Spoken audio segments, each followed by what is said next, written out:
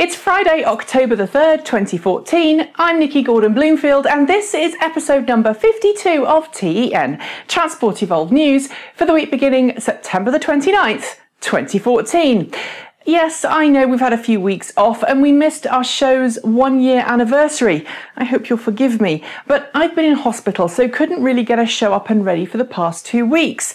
The good news, though, is that I'm back now and raring to go, so on with the show. Californian automaker Tesla Motors might have only just announced Reno, Nevada as the site of its first massive lithium-ion gigafactory, but the state of California, which lost out to Reno in the hunt for site number 1, wants to make sure it's top of the list when Tesla starts looking for a second gigafactory site.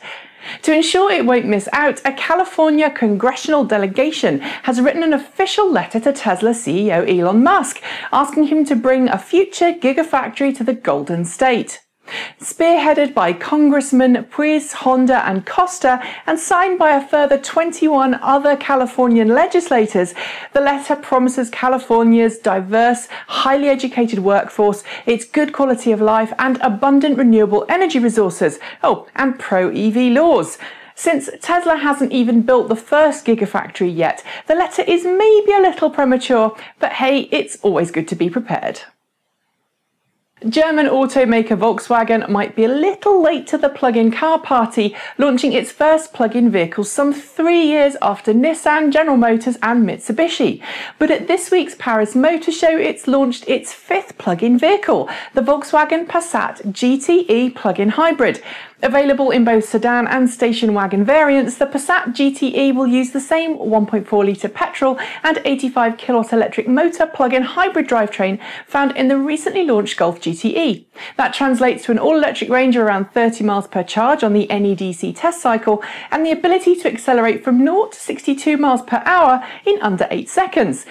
Pricing hasn't been announced yet, nor has US availability, but if you're in Europe and you want a plug-in station wagon or sedan, this is one car you'll want to check out when it launches next year. Ever since it started back in 2006, Zero Motorcycles has earned a reputation for continually pushing the boundaries of what an electric motorcycle can do, thanks to a strict yearly refresh cycle. And this year it hasn't disappointed, with a newly launched 2015 lineup that adds more range, more refinement and improved handling to the popular Zero S, Zero SR and Zero DS models. For a start, each bike now gets a slightly larger battery pack, which, when combined with the optional Power Pack range extended battery, can give up to 185 miles of range in the urban environment, or nearly 100 miles at freeway speeds. There's also improved suspension, anti-lock brakes and Pirelli tyres to add to the mix, as well as some tweaked seating and grips to make riding even more fun. The bad bit? Sadly, a fully kitted out top-spec Zero SR motorcycle will cost upwards of $17,000, so start saving now. If you've ever spent any time examining the science of electric car charging, you'll know that conventional wisdom suggests that continued rapid charging rather than slow, gradual charging will eventually damage your car's battery pack and ultimately reduce your car's range. But a study released this week by Stanford University and the Stanford Institute for Materials Sciences suggests that rapid charging your car's battery pack has little effect on its lifespan. What's more, the study seems to suggest that rapidly discharging your car's battery pack is actually better for it than gradually discharging it, since the pack will discharge more evenly under higher load than it will under lower load. So you heard it here first, folks. Driving your electric car quickly is good for the battery pack. Just don't tell the traffic officer I told you so, eh? If you've purchased or driven a Nissan LEAF in recent years, you'll know that they come with a special locking mechanism designed to help keep the charge cable connected to your car while it charges, and stop pranksters or criminals unplugging the car and running away with the cable. The locking mechanism, included on every Leaf made since 2013, slides a little plastic tab across the charge gun latch mechanism, making it impossible to pull the charge cable out. But as one guy and his son discovered when his portable charging cable was stolen recently, removing a locked cable from a Nissan Leaf is as simple as sliding the lock mechanism back with a thin, narrow object. Like a comb. What's worse, it's so simple that a small child can do it, as this video so scarily demonstrates. If you've got a Leaf and you're charging somewhere that you don't trust, be sure to invest in a padlock, eh? The FIA-approved Formula E Electric Car Championship may be just one race into its inaugural season, but it has big plans to revolutionise the world of both motorsport and electric cars forever. That's the message from Formula E CEO Alejandro Agag, who announced this week that Formula E plans to open up the technical requirements for next year so competitors can build their own electric motors and battery packs. In a few years' time, Agag said he hopes to have enough manufacturers competing that the race series can officially become a world championship. Why is that so exciting for us? Well, the more teams building their own cars, motors and battery packs, the more advances we'll see in the world of electric vehicles. And that ultimately means better electric and plug-in hybrid cars for you and I to drive. So be sure to support that next Formula E race, eh? Just like the late Steve Jobs, Tesla Motors CEO Elon Musk only has to mutter a few words and suddenly everyone is sitting up to take notice. And this week was no exception, when Musk simply tweeted that Tesla would be unveiling the D and something else next week on October 9th, posting a picture of a Tesla Model S peeking out from underneath a half-closed shutter door with the letter D on it.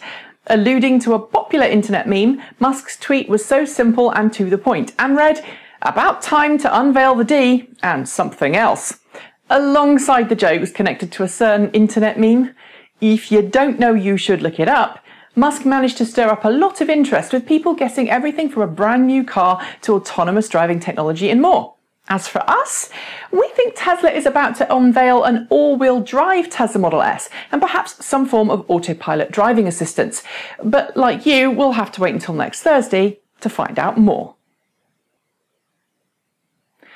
Here's a question for you. What do you get if you cross the super efficient limited production Volkswagen XL diesel plug-in hybrid with the Ducati 1199 Superleggera?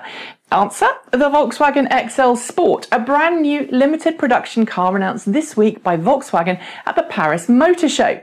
Sure, it doesn't have a single plug, traction battery or electric motor near the drivetrain, but this super sleek car lays claim to being the most efficient sports car ever made. With a top speed of 168 miles per hour from just 200 horsepower, the XL Sport might not be what you immediately think of as a future car, but when you consider that most cars capable of reaching that speed need a massive V8 engine in order to do so, you should be very, very impressed. I am. Okay, so this one wasn't from this week, but it's something I wanted to include in a show and a few weeks back and I never got the chance to. It's also incredibly cool.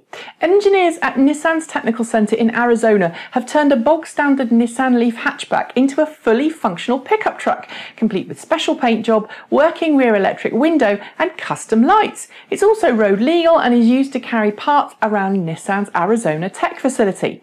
Hands up who wants one, because I really, really do.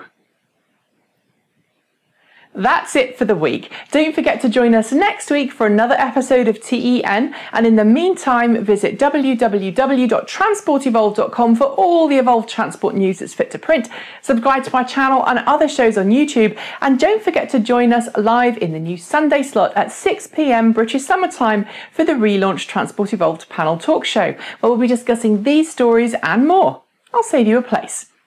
I'm Nikki Gordon-Bloomfield. Have a great weekend, and until next time, stay juiced up.